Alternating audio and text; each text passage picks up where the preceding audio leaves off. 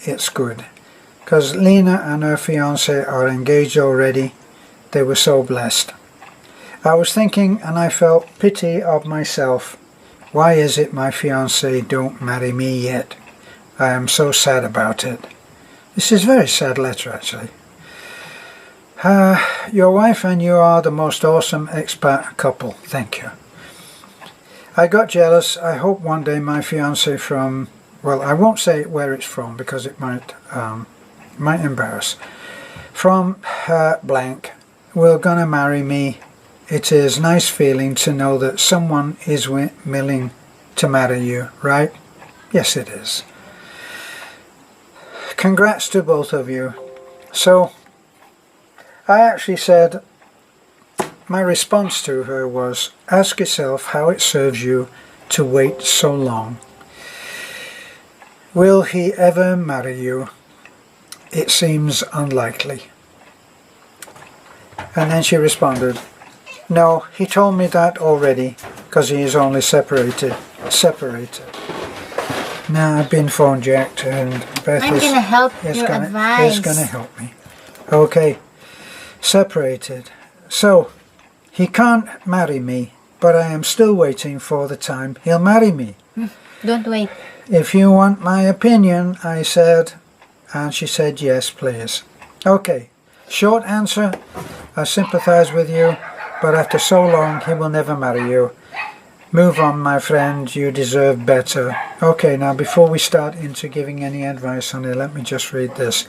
Yes, that's what I am thinking of, but I pity to leave him. I'm a good person and I really appreciated what he did for me, and now we're getting to the place where... Material thing. Yeah, the material things, okay? He gave me everything, but what should I do? What can I do? We owe him a lot. Now we get the we. So evidently... Family. He's been supporting the family. We owe him a lot, and that's the thing. I can't leave him. I am so confused. I am so jealous to watch people get married. I just cried to myself and wishing. I am so happy watching the movie of Lena and Mike and his fiancé. Yeah, my advice, what's the name that you give that on that? I'm not sure that I gave it. How about nearer on that name? How about believer? How about who? Believer. Deliver? Believer. Believer. Okay. That's the nearest on that name. Okay. So Miss Believer, now you come to the nitty-gritties, and plain and simple, what's happened is you've been paid for. I don't mean that in a nasty way, but he has bought your loyalty, and it seems that you are loyal enough and ethical enough to realize that he has done a great deal for you, but you can't really sell yourself. Yeah, and I think you need to ask him, right? You asked him, why is it you still didn't marry me? Because possible that he has a family, that's why he cannot marry you. We already tackled this in other videos about someone also asking an advice to us, right? And possible the reasons why he cannot marry you, even if you've been together for 7 years, is because he still have a responsibility, right? Well, you've hit it right on the head, because another part of the letter which we somehow missed, I'm sure that she did say that he can't marry because he is separated. Yeah. Now, very often when this happens, as we know even from our good friends, yes, it's just not possible for financial reasons. Yeah, because they're scared that because the reasons why they cannot file a divorce, because the property could be divided and the major part goes to the wife. You know, to the ex-wife. So that's another hindrance of the separation. You know, so, and also maybe the reasons why your husband cannot file a divorce because he's still in love with his ex and he don't want to give freedom to his ex, because that's another factor, right? That's another factor on separations, that if I'm not happy, you will not never be happy, because I will not grant I will not allow the annulment to happen. It could be I don't want you, but I don't want anybody else to have you. Yes, could be. It could be that, or it could be you don't want me, I'm going to make sure that you're never free to have anybody else. Yes, because there are other that is selfish, right? And could be the reasons why he's supporting you, because he finds something on you that could replace, but not totally, maybe a little bit, maybe 1/8 on the portion of the whole scenario. So, all you need to do is ask him, talk to him, and said, look, I'm tired, right? Yes. I guess you could say that. You'd have to qualify it by telling him what you're tired about, because you're tired of the setup and you want to walk in the aisle, and at the same time, I know that you owe him a lot. But don't put that on your mind, because you're not asking. He is the one who obliged to give. Right? Whatever you have, whatever he gave you, you're entitled on it, because you've been with him for 7 years. Right? And he make your life miserable by into a relationship that there's no word commitment on it. Well, she did say that he said that up front. So she went into an agreement which was already lopsided and unfair, but for various reasons best known to herself, she accepted those conditions. But now I'm guessing that perhaps the emergencies and the needs that he met are now over. Yeah. Maybe, who knows, maybe he put children through college, maybe he paid for medical attention to her or to her family, maybe he built houses. These are all things which happen in the expat Filipina relationship. But you know what? Because at the end of the day, if your fiance for 7 years see another girl that is younger than you, that is more sexier than you, that is more attractive than you, then you will be out in the scenario, right?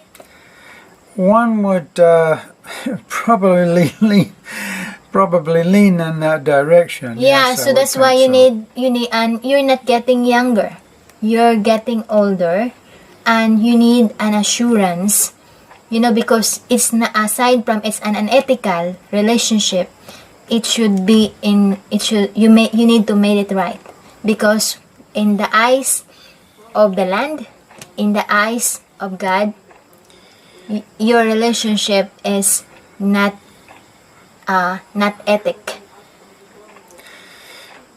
right? Yeah. Well, sorry, I'm a little harsh. It's ethical in one way, in that everything was outlined in the beginning. Look, I am separated but not divorced. I can't marry you, but I would like to marry you at some point, which shall be unnamed in the future. So it was put so far into the future that it was forgotten for a while. Yeah. And every time probably that it came up, he said, well, I did tell you that that I wasn't really free, and that would stop the discussion right there. Yeah, but unfairly so. Yeah, it's unfair on your side, because it seems that you're not enough, right? That's how it goes on. That's how I look at it. But you know what? If you're gonna have a one-on-one talk to your fiance and give your opinion, and if he really loves you and value the 7 years that you've been together, then he will do his best so that you will not go away. That's my opinion in it. Yeah. Now the point may well be too that part of this sort of setup is that he is at liberty to come out to the Philippines who knows if he has the finances to be able to do as you say he's been doing and taking care of you and your family, then he probably has the finances to be able to come out to the Philippines maybe 2 times a year, or who knows, maybe even 3 times a year. So if that's the case, then you are a secondary wife giving certain benefits which we don't need to spell out, and that certainly might be a big reason for him to keep things as they are, don't you think? Yeah, I agree. And possible it's just like in a car, you know, your fiance is a driver and you are a reserve tire.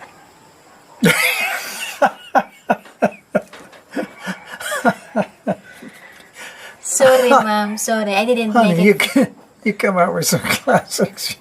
I didn't make it fun, but you know, Can you just explain how this man is the driver and the wife, and this lady is a tire? Can you? Yeah, because it's a kind of reservation. It's a kind of reservation that he still have the 4 tires, right? Oh, she's the spare tire. Yeah, and you are the spare tire.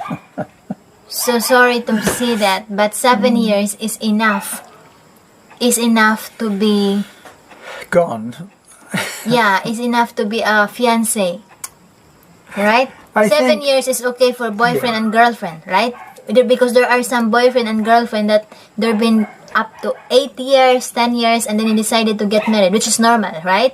Because you've been I boyfriend. wouldn't have thought that was normal, but yeah. Yeah, boyfriend and there are other that, for example, childhood friends, childhood sweethearts, and then after they graduated.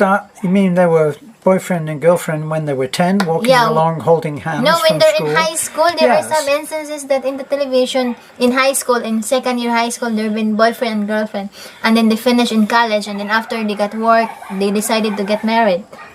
Because there are some special relationship. But fiance is a kind of, it's like a boyfriend and girlfriend. Next stage is fiance. And what is the barrier? Why is it you cannot go into wedding, right? Into marriage. Yeah. So that's my thought about it. So are you gone again now? I just remember about the tire. It's like a whirlwind, just popping up and disappearing. Okay. Well, I think that you have what we think about it. It seems hard on both, but you've entered into that relationship, and there are some tough choices whenever that happens. There is a similar one that we're going to do on another video where something has happened that means that the 2 people in love cannot be together. But we wish you well. Hopefully you will be able to look at a way in which you can view yourself as being paid up. I think that you probably could, in all fairness, say that you have paid any debts of loyalty, and that as long as you keep your hands clean and do not go out and have another relationship, which, believe me, will tear you apart because you won't be able to think straight. Make your decision before you go out and do something that's unethical. At best unethical, and at worst tacky. Believe me, I know, I've been there. I don't do it from altitude. I've made all the mistakes, and I've found that the best way to approach a relationship that isn't working out is not to involve the feelings of another person, but to deal with your own feelings and those of the person that you are connected to in a fair and decent way. Do the right thing now. Talk to him, listen to what he has to say, tell him how you feel, and then in the quiet of time alone, make your decision, and then don't think about it anymore.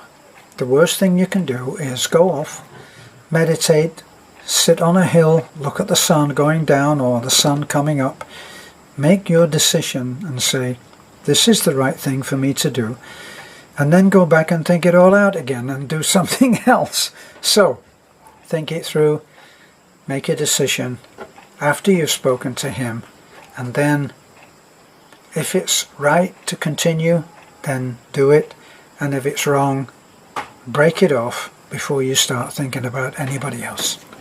This is a foreigner in the Philippines. Hope it helps.